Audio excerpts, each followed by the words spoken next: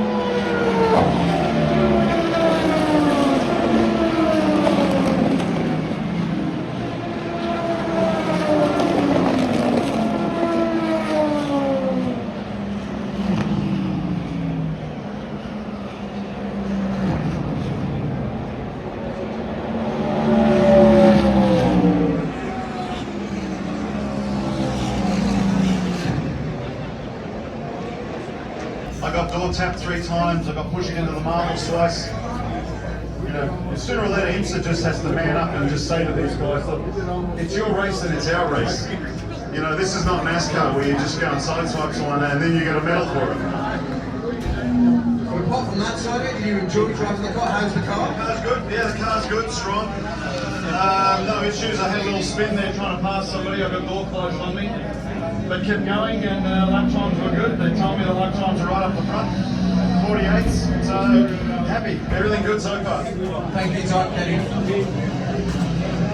The Penske car once again, and apparently the same work on the same side being done. I got here just a little bit late, but that was quite a lengthy stop for them. And I'm going to try and get a little bit more information from the actual team. Also, the McLaren, the 59 car, the TPMS sensor. Generally, that's what those last 5 years.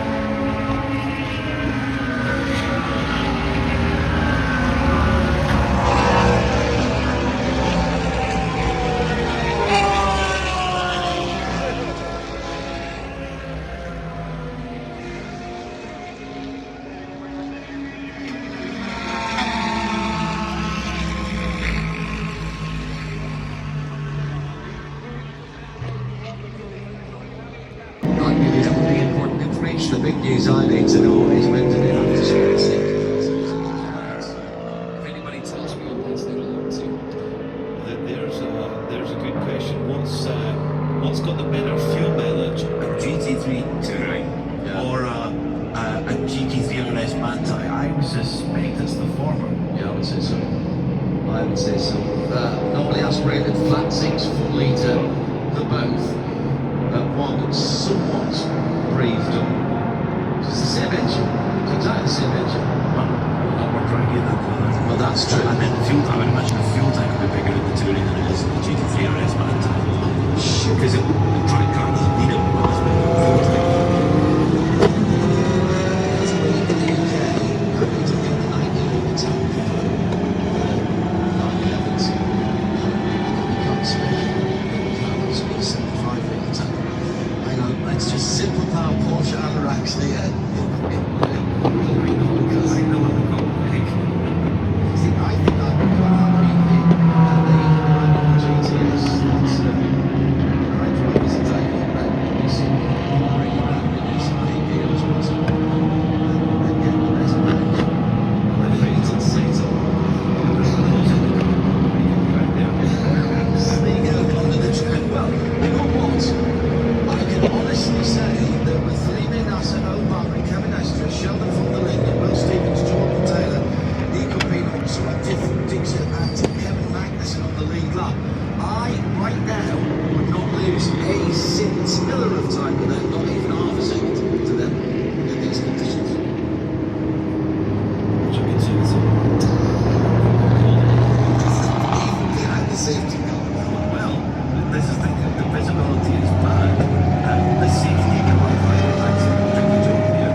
So when they're getting going, there's if you're going into a racing speed, but if you were saying visibility is less than 100 metres, that's pretty tricky with a road car on a regular road. So he's got to maintain the safety car driver's got to maintain a pace which is probably higher than you would drive on the road. So, and then because he's got race cars behind him on side drivers. And also, if you go into some, I mean, there's a safety car speed, but it's not as if it is set at 60 or 80 or 90. On the banking, there's a minimum speed that you need to go to keep on the banking. You and I was showing you my Rob drive up at Canadian Tire was for one of our previous partners.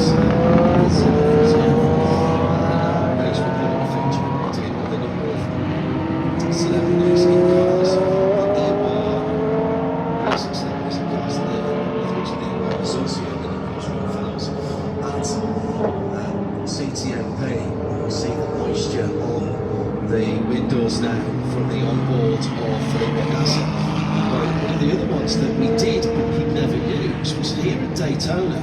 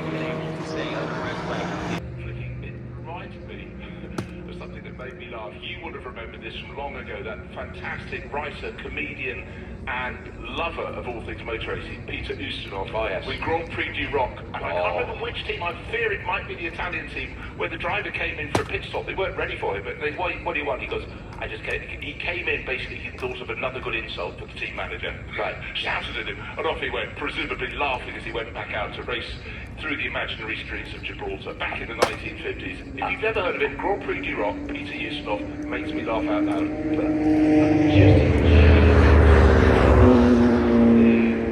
Just all the voices himself. And all the car sounds. And the car sounds as well. And it doesn't take a genius to work out, if you've got a little bit of knowledge of the history of motorsport, which teams he is talking about and which names have been slightly changed. He wrote it all himself. He did all the voices and all the sound effects. He also had that innate ability to just make noise in the style of, which was brilliant. But the thing that most impressed me about Peter Ustinov And it's something that one or two other people very rarely can do, but I can think of one that I've interviewed in the past who made me laugh out loud when I was working for the BBC in Newcastle. But Peter Ustinov was the king of it, where he would mix two accents. And most recently, the fast show, the footballer Julio Giorgio character, of course, was the one that people will remember. But the way Ustinov could mix an Italian from Glasgow or an Australian from South America or Texas, I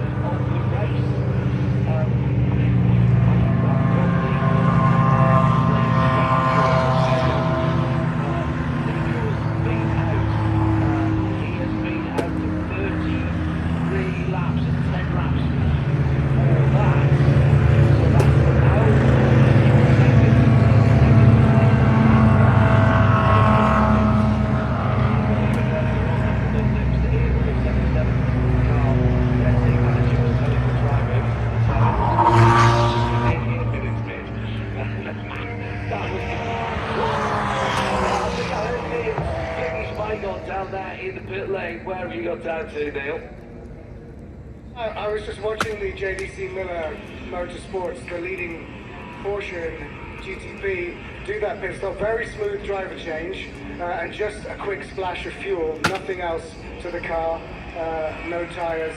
So yeah, driver change and on it goes.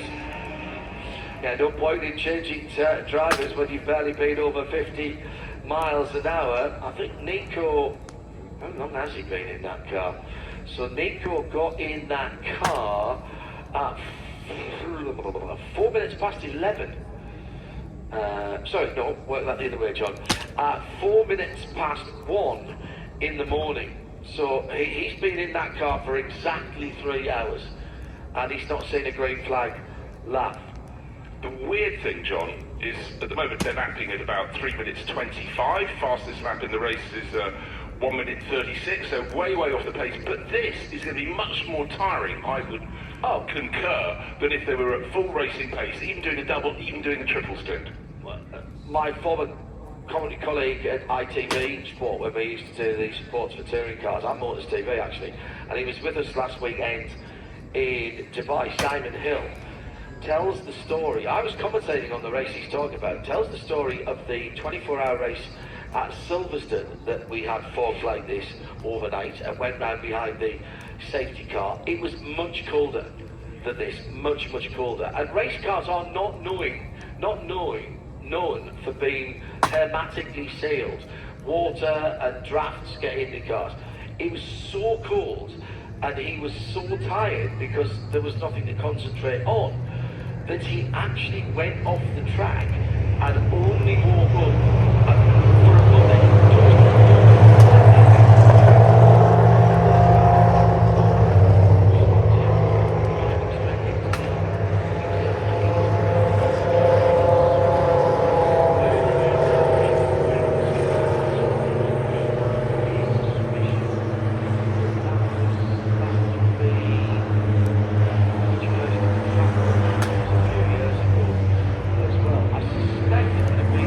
Going up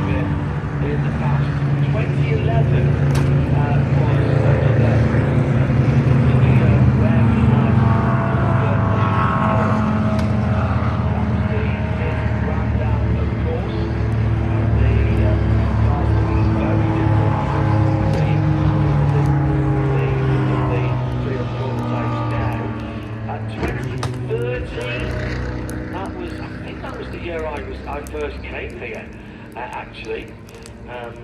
And that again was a year where the lighting was highlighting the fact that was still with the old grandstand with the checkers on before we had the Daytona Rising project, and when the new grandstand was built there was new lighting put above us here. But this for this amount of time has been on for, as I say, well over 3 hours now, and the drivers studiously avoiding using their windscreen wipers, even though there is not rain, but there's so much moisture in the air. I dare say if we were on the golf cart riding around and we didn't have the windscreen folded up, you would get damp on that. This is the kind of dampness that gets into your woolly jumper if you've got one on. 91% humidity. And so as soon as you've got any forward motion, that's that water content, those water droplets in the air are being released, in this case, onto the windscreens of the cars doing 60, 70 miles an hour. Yeah, you stand in it, you don't feel the damp. As soon as you start moving forward, Yeah. you don't realise you're wet until you realise, oh, I am actually remarkably wet. So really, really hard. But the thing I'm thinking about, say we go through to 9 o'clock until the sun comes up and eventually starts burning this off. That leaves us only 4 hours and 40 minutes as an end game. That is really at that point. Exactly so. So, you know, the old adage that you go through the night and then see where you were placed in the morning, you think, yeah, that's great. That was 20, 30, 40 years ago. This is modern racing. It shouldn't be like that because the cars are so reliable. However, we're going to pop out in this. I hope we get some daylight earlier than that. But it's suddenly a whole